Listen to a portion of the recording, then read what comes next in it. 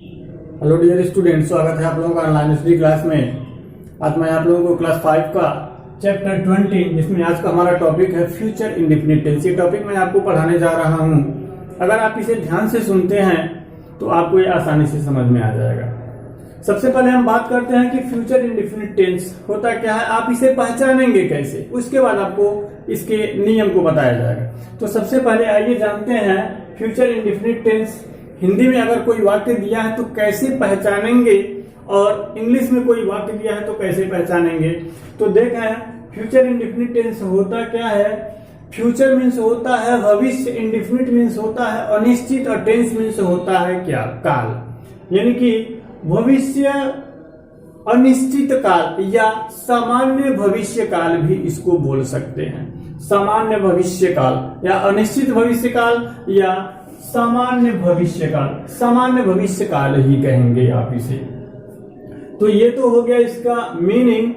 कैसे जानेंगे कि जिस वाक्य से, जिस हिंदी वाक्य से किसी कार्य का होना या न होना, ध्यान से सुनेंगे आप इसे, कि जिस वाक्य से किसी कार्य का होना या न होना भविष्य काल में पाया जाए तो वो हमारा होता है फ्यूचर इंडेफिनिट टेंस। एक बार फिर सुन लें कि जिस वाक्य से किसी कार्य का होना या न होना भविष्य काल में पाया जाए तो वो हमारा फ्यूचर इंडेफिनिट टेंस होता है। इसका पहचान क्या है कि हिंदी वाक्य के क्रिया के अंत में गा, गे, गी दिया रहता है। इसका पहचान क्या है कि इसके हिंदी वाक्य के क्रिया के अंत में गा, गे, गी दिया रहता है, और किसी कार्य को करना या न करना भविष्य काल में अभी होना पाया जाता है। यानी कि कोई कार्य अभी करना है, इस तरह से। जैसे वाक्य देखेंगे, मैं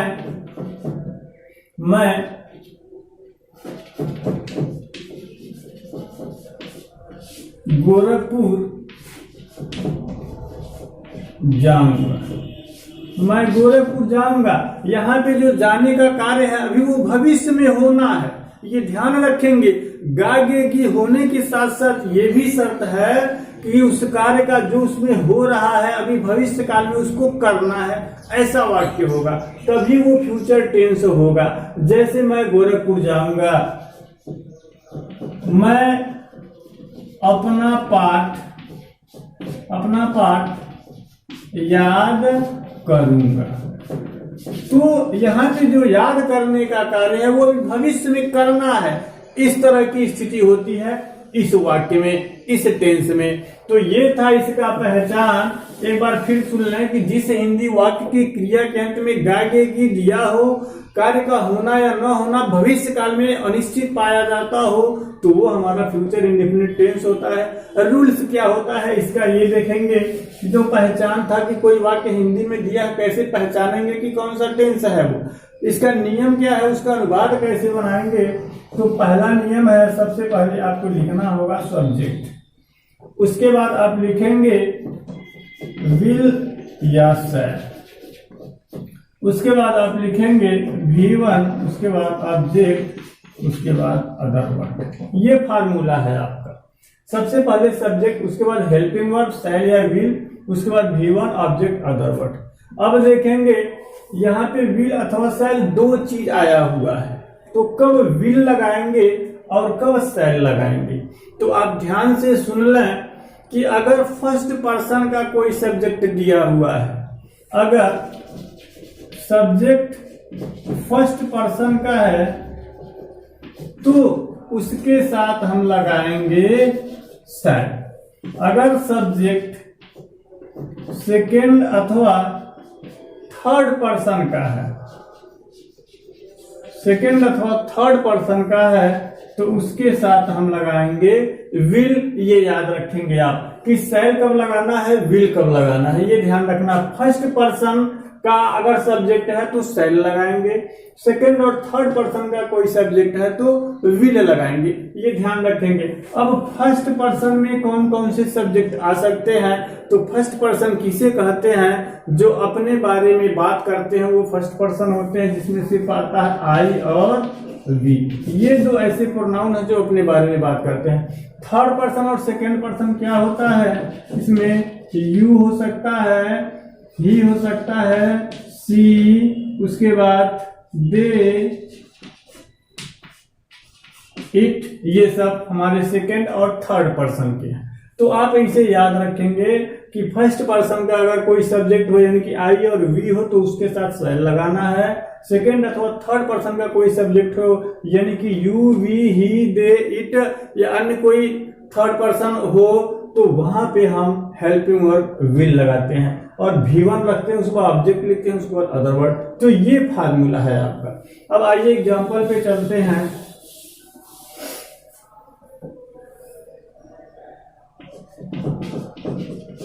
रीता कल बाजार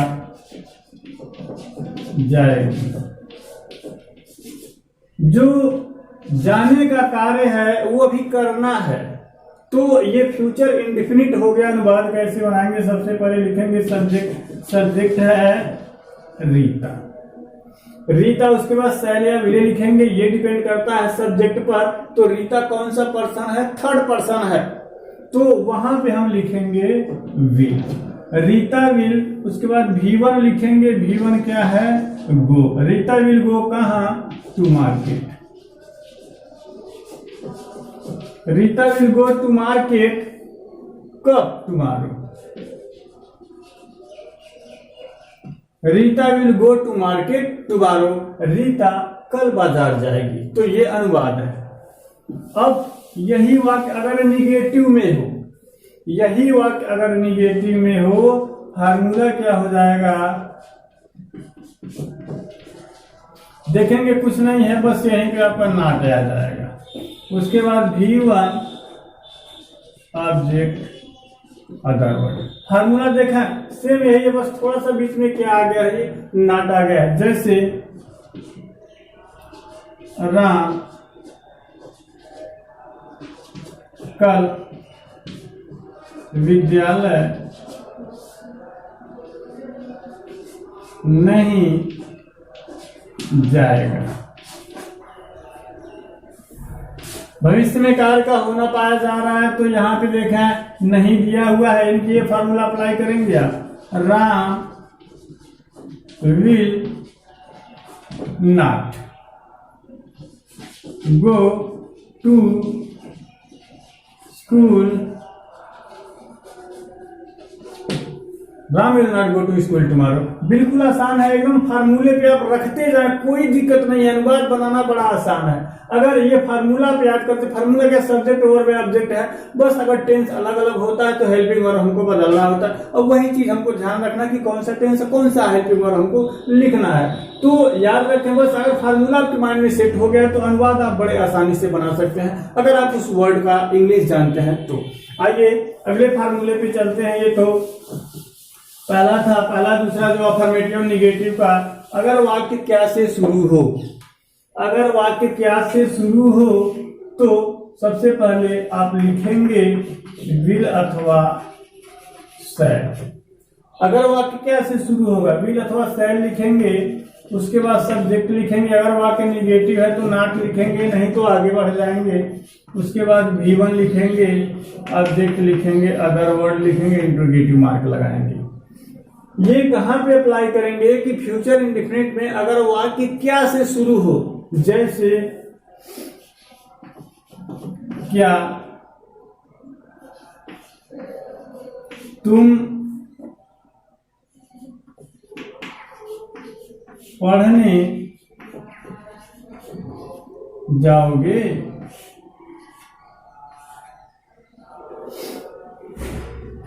क्या तुम पढ़ने जाओगे, क्या मोहित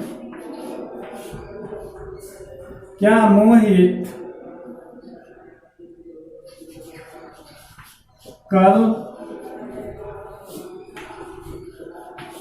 नहीं आएगा। ये देखो वाक्य दिया है, क्या से शुरू हुआ है। अनुवाद कैसे बनाएंगे? सबसे पहले आप हेल्पिंग वर्ब लिखेंगे। हेल्पिंग वर्ब डिपेंड करता है सब्जेक्ट पे। यहाँ पे सब्जेक्ट यू है, यू हमारा कौन सा पर्सन है? सेकंड पर्सन है, तो उसके लिए हम विल लगाएंगे।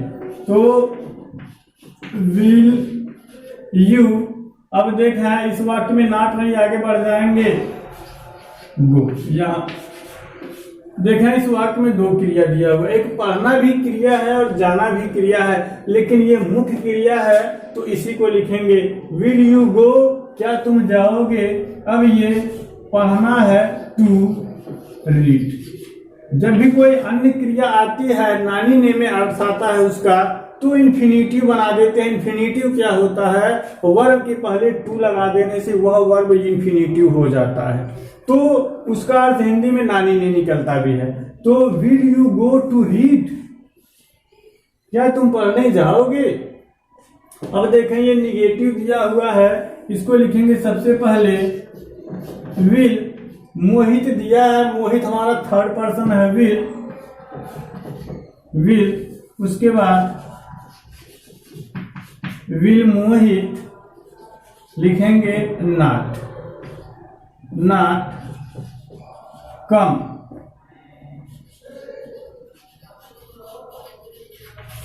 Will Mohit not come tomorrow, क्या मोहित कल नहीं आएगा। तो इस तरीके से आप अनुवाद बनाएंगे, बड़ा आसान है। अगर आप ये फार्मूला एक बार माइंड में सेट कर लेते हैं तो अनुवाद बनाना बड़ा आसान है। एक अगला फार्मूला आप देखेंगे कि अगर वाक्य के बीच में प्रश्नवाचक शब्द दिया हो, जो प्रश्नवाचक शब्द है वो वाक्य के बीच में दिया हो, तो अनुवाद कैसे बनाएंगे। क्वेश्चन वर्ड सबसे पहले आ जाएगा, बाकी फार्मूला हमारा वही रहेगा, कोई इंप्रूवमेंट नहीं करना है, वही चीज है, बस क्वेश्चन वर्ड पहले आ जाएगा। कब, जब प्रश्नवाचक शब्द वाक्य के बीच में दिया होता है। अब वाक्य कैसे होंगे, जैसे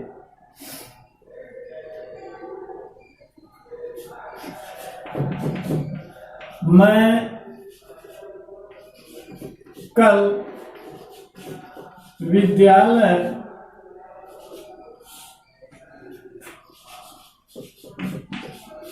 क्यों नहीं जाऊंगा।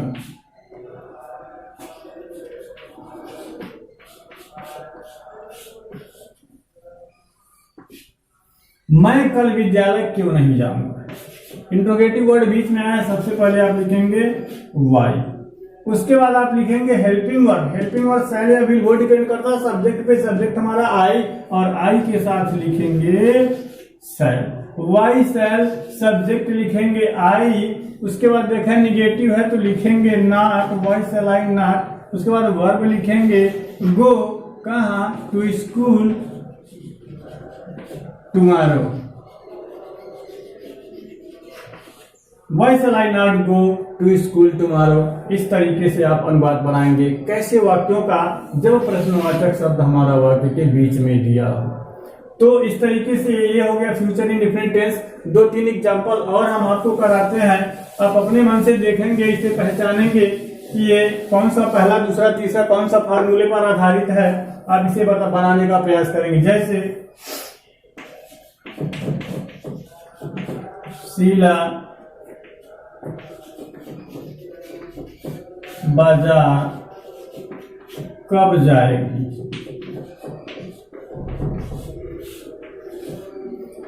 देखें इंट्रोगेटिव वर्ड बीच में आया हुआ है। सबसे पहले आप लिखेंगे इसका इंग्लिश, कब का होता है व्हेन। उसके बाद हेल्पिंग वर्ब लिखेंगे, हेल्पिंग वर्ब होगा शैल या विल। शैल विल, देखें शीला दिया है तो आपको लिखना पड़ेगा will. When will Sheela go to market. When will Sheela go to market, Sheela कब बाजार जाएगी। तो ये हो गया अनुवाद। एक अगला वाक्य देखेंगे, मोनू अपना पाठ